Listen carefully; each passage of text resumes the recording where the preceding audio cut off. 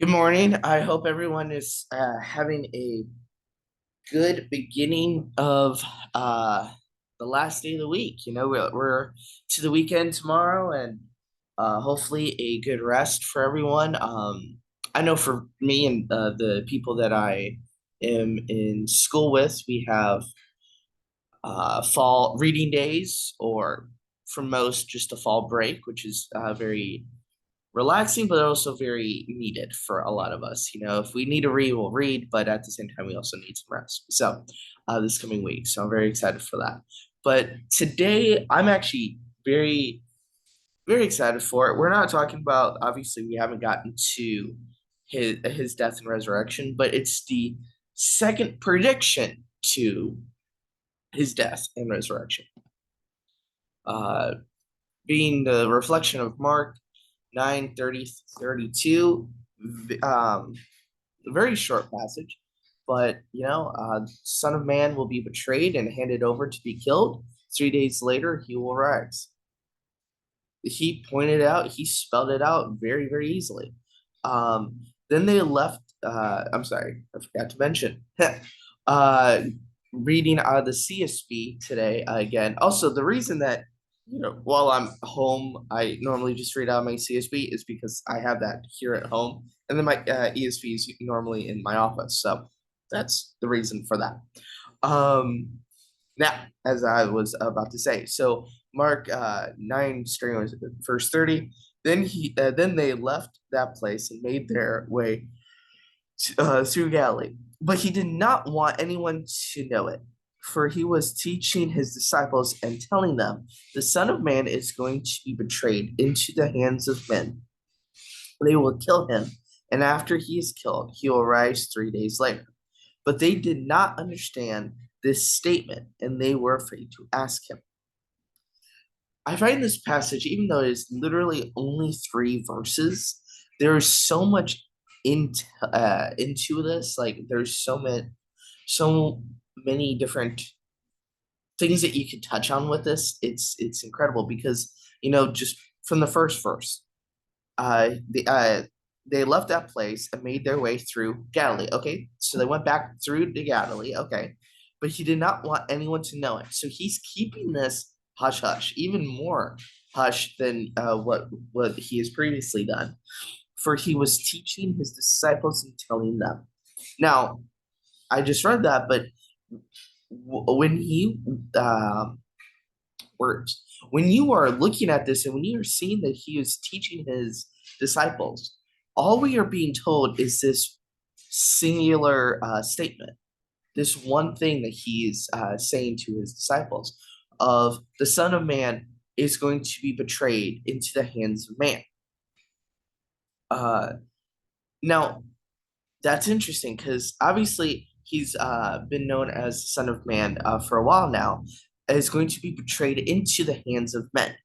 Now, what does that actually mean? He doesn't say which men or anything like that. And I did not look into the Greek or anything, but um, if my understanding of when I was looking at Greek stuff before, um, when men like this is more not like man, but humanity. And so that's also a good point to point to, and the fact that it's specifically the Israelites and the Romans that are involved in this specifically. But let's be honest, it's all of us. It's our sin. It's because of our sin that he had to go to the cross to begin with. Now, going to the second part of his statement, they will kill him, and after he is killed, he will rise 3 days later. Now, he mentioned this with the Transfiguration a few days ago, where he said to Peter, James, and John, where was it? Verse 12 of 9. Elijah does come first and restores all things. Why then is it written that the Son of Man must suffer many things and be treated with contempt? But I tell you that Elijah has come, and they did whatever they pleased to him, just as is written about him. Now, uh, that is kind of answering. I forgot to read the before that. So verse 10 and 11 actually, they kept his word when he told them not to say anything to themselves. They kept his word to themselves, questioning what raising from the dead meant. So a few days to we don't actually know exactly because in verse 2, it says 6 days later from his teaching of taking up the cross. Now we're here, and there hasn't been any specific time frame of it. So is it the same day? Is it the next day that he tells his disciples? Um, after 6 days, they go to the transfiguration, like that literal next day of this. I don't have any of these answers. I'm wondering these myself, so I don't know. Um, I really only have these two statements to say with this, or two questions, I should say. Um, why is it that they did not understand what Jesus was saying? They knew him. They kept uh,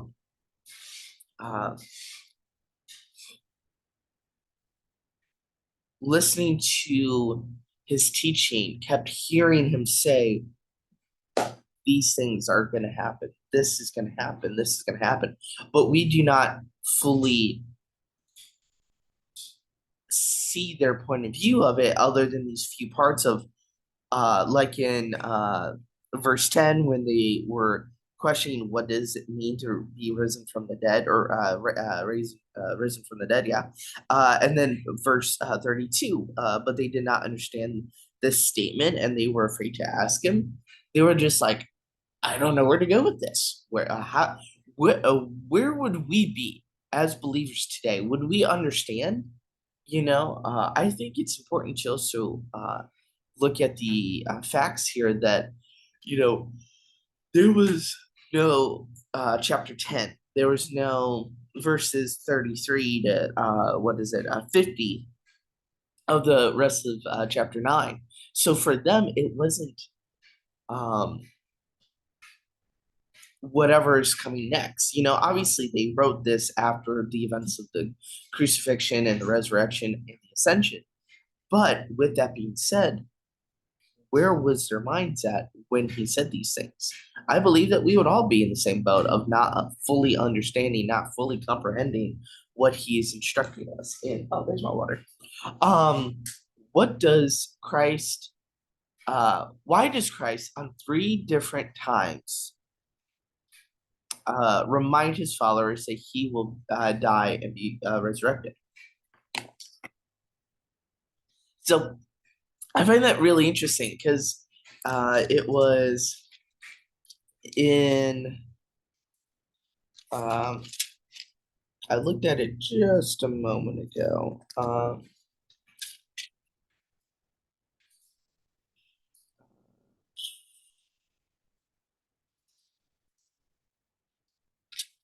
And now I'm forgetting where it's at. Because this is the second prediction. Okay, here it is. It was right on the other page. His first prediction was in 8:31 through 33. And then his third prediction will actually be in the very next chapter that we'll read probably in about a week or so.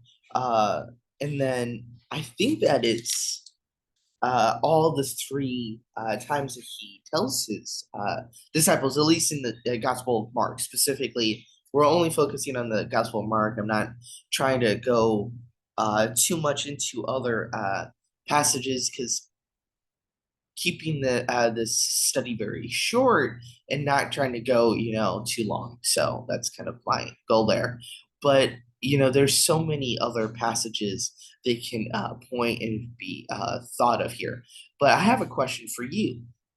When and if you watch this video, would you be willing to share the fact that Christ has been um, has been resurrected. He is ascended into heaven, and we will not see him until the coming age. Now, into the end, um, into the end times.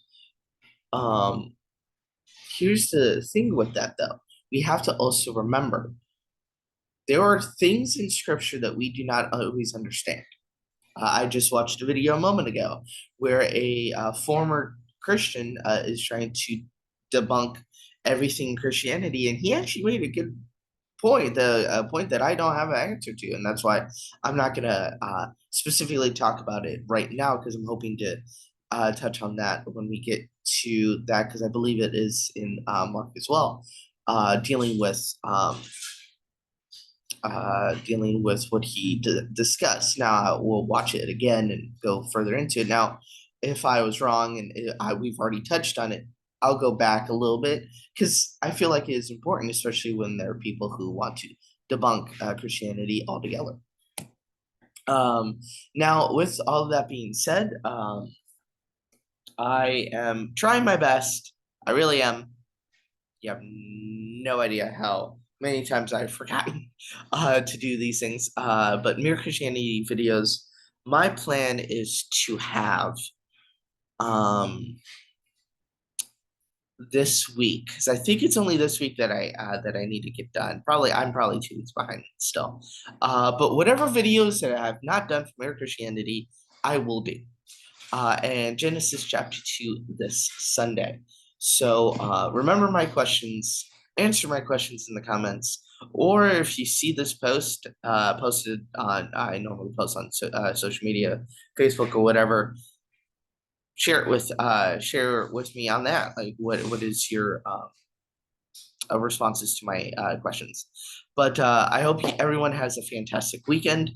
I'll see everyone on Sunday, and stay rested, my friends. So.